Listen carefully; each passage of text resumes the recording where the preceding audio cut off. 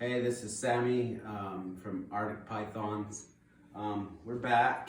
We tried making our first video, but it ended up being 23 minutes long, just trying to screw that log into the corner because my drill bits kept breaking and the log's pretty much pure.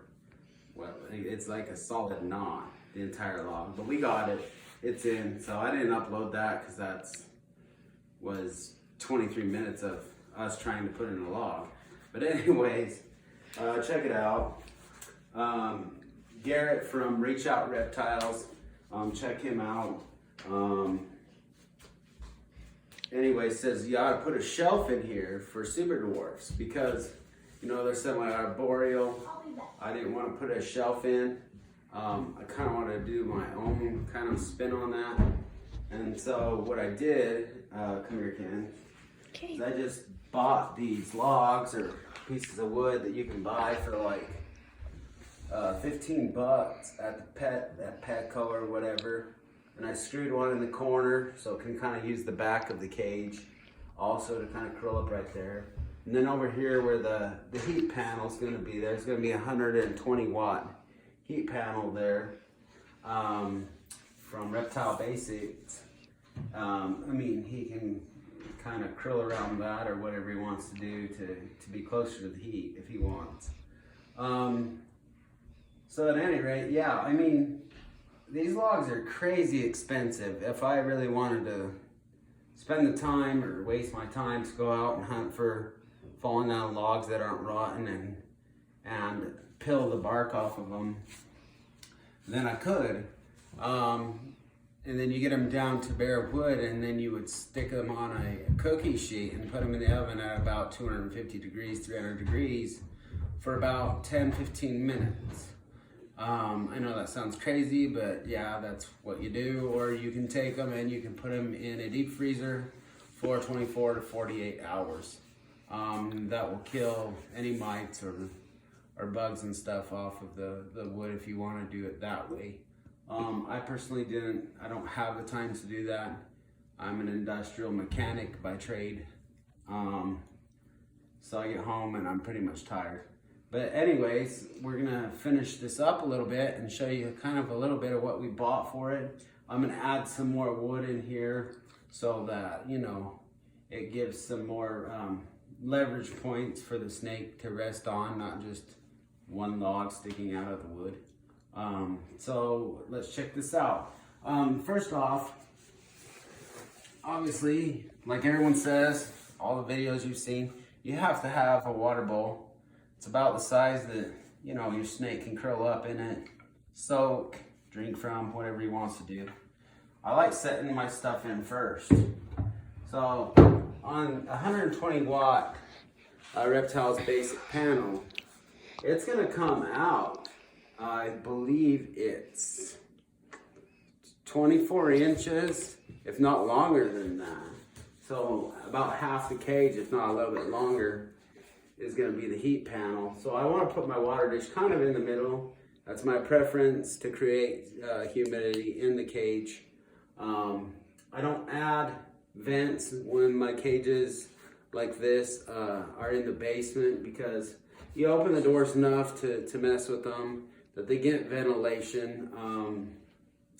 You have the glass that comes together and you have your lock in the center, air gets in through there. And in the basement, it's really cold. I'm gonna have a radiant heater down here to bring that back up to about 65, 70 degrees. But, you know, you start punching holes in it. It's like being in a warm car and cracking your window a little bit. All your hot air just poop right out.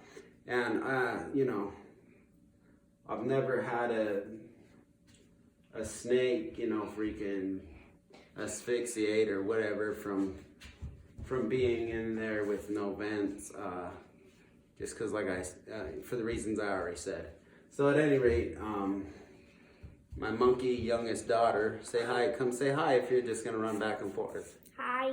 This is Brooke, my youngest. She's 8, so she's helping, I guess. Hey. Whatever. I am helping. Okay, wait, don't sit right in front of the camera, hon. So anyways, everyone has their own favorite bedding they like to use. I like forest floor. Okay.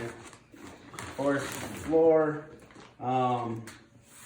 It's just kind of like a natural ground up mulch. It is, I want to say cypress.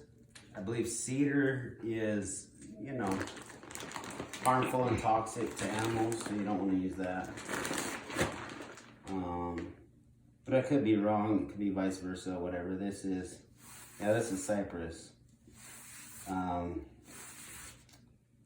So at any rate, this is what I like to use. Because it's mulch you could just go buy at farm supply or whatever back in the day.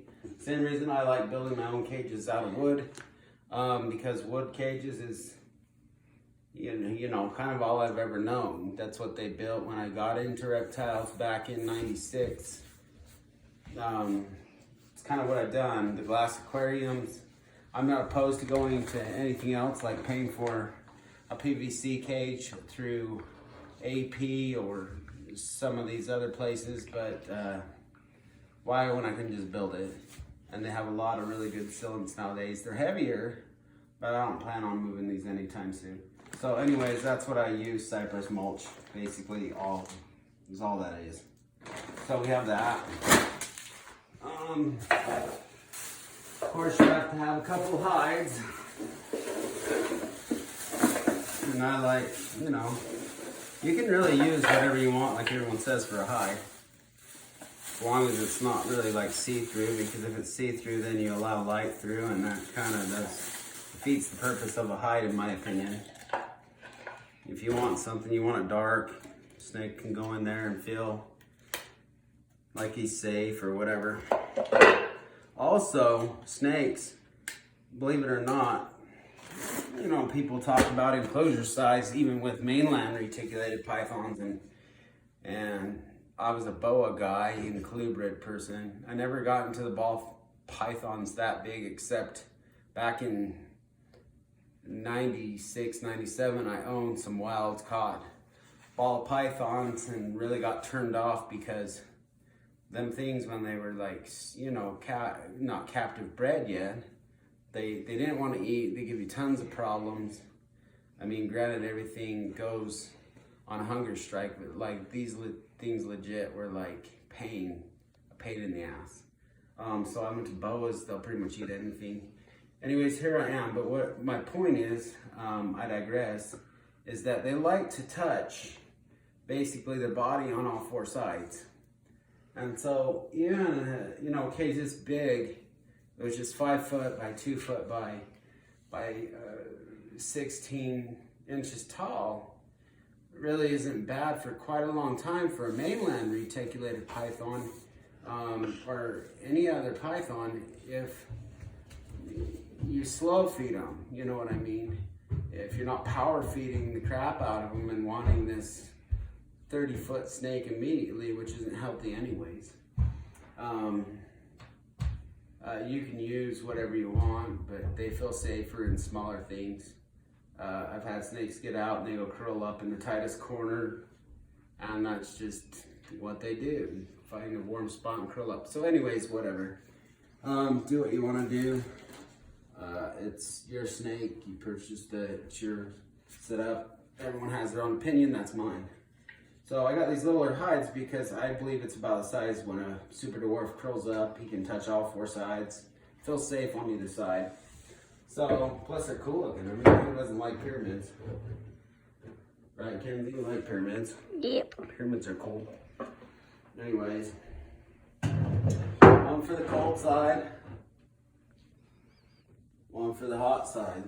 And we, you know, these dudes, they like grow up around mangroves and stuff, like water and hanging off the branches and things.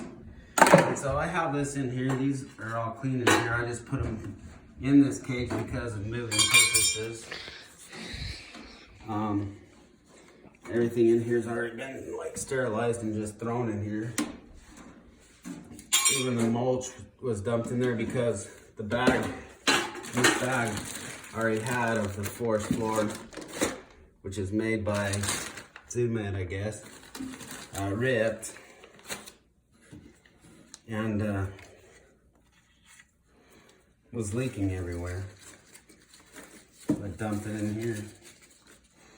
One thing I do need to get though still is like my humidity gauge and my temp gauge. But I'll have a temp gun, and humidity is also registered on this Inkbird. It has 2 probes. So what I want to do, I kind of want to put some plants. These dudes don't get extremely huge around,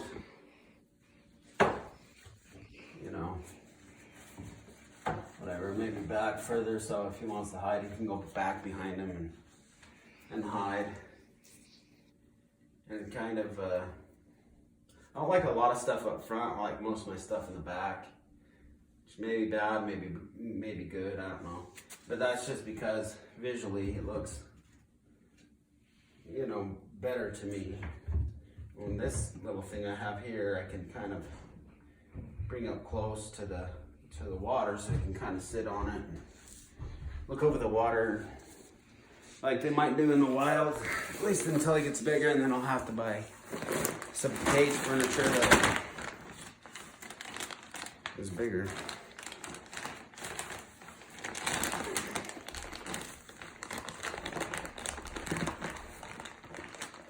I dropped my pocket knife there. This is stretchy shit.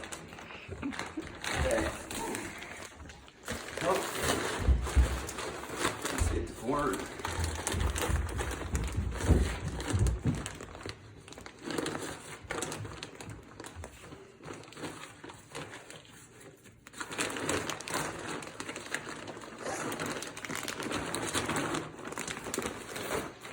And this stuff comes really wet. Breathes good, holds moisture good. I've never used that coconut stuff that everyone's like pro for, or whatever you want to say, all for. Mulch is just what we have. Newspaper. I like the mulch, it looks better. Didn't care much for the newspaper because if I'm gonna have an animal, I want it to look appealing. I don't want to be staring at this beautiful animal on a stack of the funny sheets. That's just me.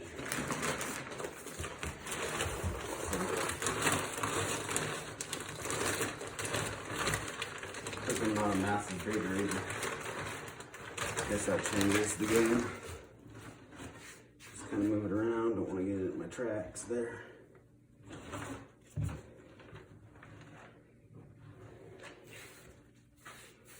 I could even put a hide in the middle, but because it's a pretty big cage for a little animal, but he'll have plenty of places to go.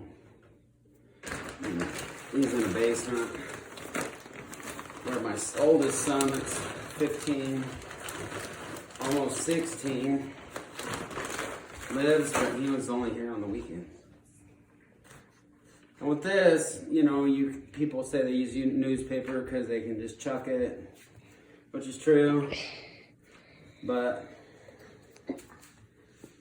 if you use mulch and you have F10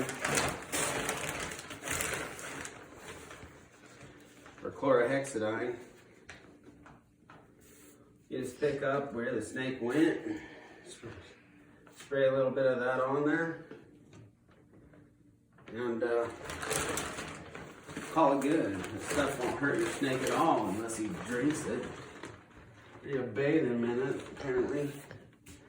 So are people bathing your snake in chlorhexidine. And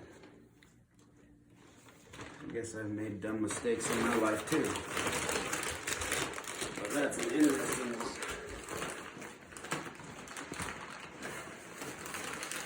Okay. So we'll step back. What do you girls think of that? It's good. You think a super dwarf reticulated python from Reach Out Reptiles would love the heck out of that thing? Yeah. Yep. You do? Yeah. Then we'll build I like... like how it has those leaves. Yeah, does that make it pretty? Yeah. Or why do you like it? To me, it just brings a bit more like color to it because it's like mostly all brown. Yeah. Well, and you know, Can I also you want some diversity. Obviously, color is not my strong suit. I'm colorblind, like really bad. But the snake, he's the focal point, right? Which means he's the thing that we want people to check out. the most? And the rest is just kind of the background. We want it to look good, but we don't want it to be better looking than our animal. So all we need now, right, is some glass. Yeah. So we have our glass right here, which is cut higher on this side. So this is the side I put it in to grab on.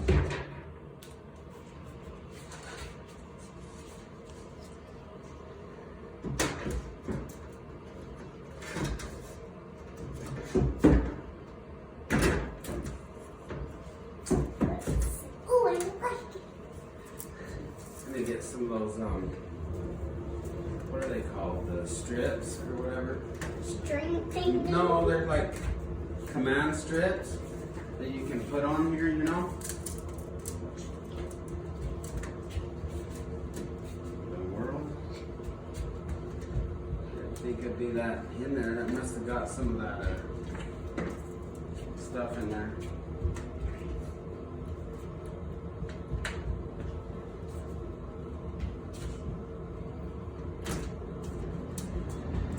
Oh, it's getting hung up on some of my mulch right there.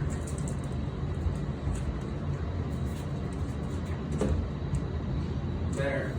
Shut all the way. Alright, gotta see it through the glass. Looks pretty cool, doesn't it? Yeah. All we need is a little snake to go in there now and the panels. And then Yep. you're There's done. the thermostat's coming tomorrow and the panel will be here Monday. And then you're Yep. done. Look, you got a little super dwarf right here. Should name him Paco. Paco the snake. Alright, peace out from Arctic reptiles, or Arctic pythons, my bad. It's been a long day. Anyways, Yes. take it easy. Go ahead and turn it off.